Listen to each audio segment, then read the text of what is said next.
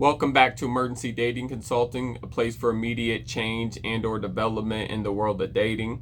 As always, thank you for watching. Make sure you like and subscribe, and don't forget to send me in your questions so I can answer them on the show. Let's go.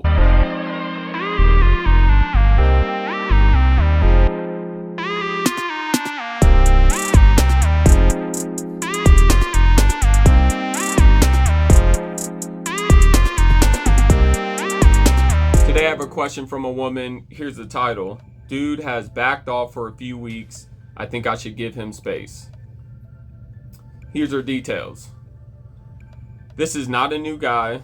I've known him for like 6 years. We've had almost connections. We've had a lot of almost connections, but it never took off due to timing. We fell out of contact for a few years and then reconnected. This time he was so into it, so attentive, expressive, engaged. He seemed smitten with me. We quickly became incredibly close. Things became sexual about 1 month mark. He said a lot of vulnerable things to me about how he wanted to spend every night with me. He couldn't believe this was finally happening. He wished we'd gotten together sooner so we could have spent all those years together. He indirectly dropped the L word. He was still super into it, maybe even more so, for a few weeks after that. Then he started to disconnect some, reaching out less, spending more time playing video games, kind of excessively, honestly. I know some pullback is normal, but it seemed odd. I know he has some mental health issues and possibly also some relationship hangups, but it's nothing he's told me about. Anytime I've tried to back off a bit or let him off the hook to pursue his hobbies, he was very forwardly reassured me that he didn't want me to go anywhere. He was still very affectionate and responsive when I did reach out first. When we are together, he seems 100% normal and really into it. But he hasn't reached out to me in like 10 days now. Days where I don't reach out to him, we just don't talk. He's kind of blown me off a few times now, but extremely apologetic about it, excuse me. He has said he missed me a lot. I don't think there is anyone else. I think this problem, whatever is in his head.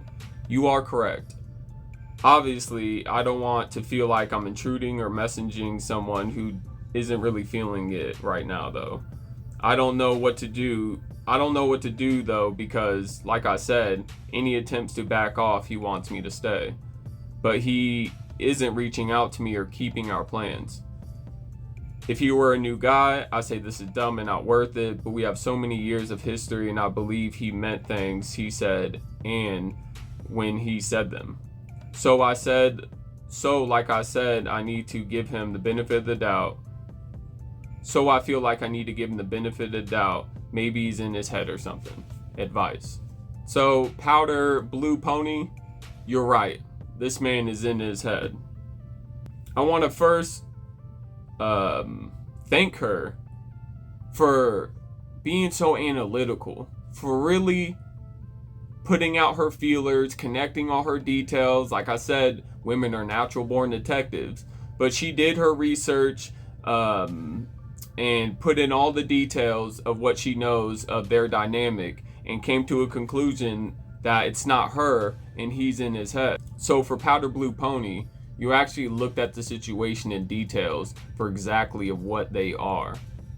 I want to highlight this story because I feel like many of us has been in this situation where somebody's not quite there, but you do hear vulnerable details. You do feel the love when they're around, but they're just not quite there yet. That's what I want you to see.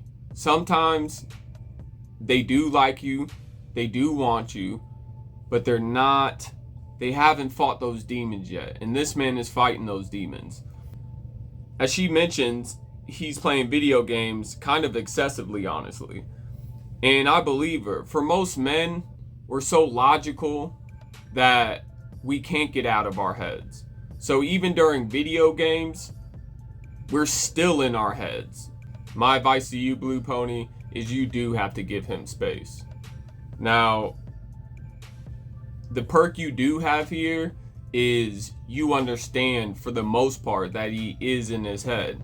And there is a beautiful way where you can assist a hand up more than a hand out by actually letting him know that you understand, but while also letting him know that he has another person that's sitting on standby that not only could help him, but also could help him get out of his head by breaking that cycle that's in his head when he is with you. And that's why when he is with you, he's there 100%, because you're effectively doing that when you guys do meet.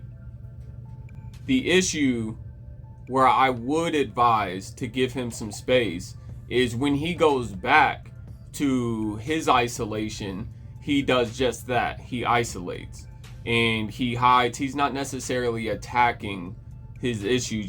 You're not noticing any progress when it comes to contacting you or actually moving things forward.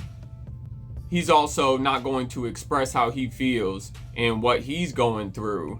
And you actually are kind of a step ahead on what he is dealing with personally, or at least the situation.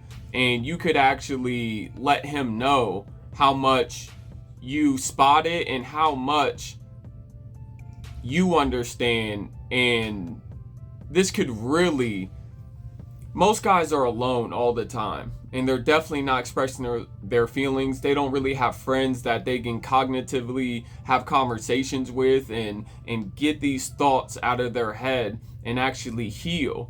And I've always said, for men, women is medicine.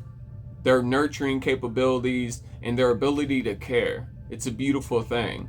So if you could let him know that you know what's going on without putting pressure on him of what specifically you want, if you have that patience and if you have that humility to actually put your pursuit on the side a little bit or just adjust it, I think he will walk with you, or at least he would break that cycle that he's going through and hop on a fighting path, so things will be more clear for him.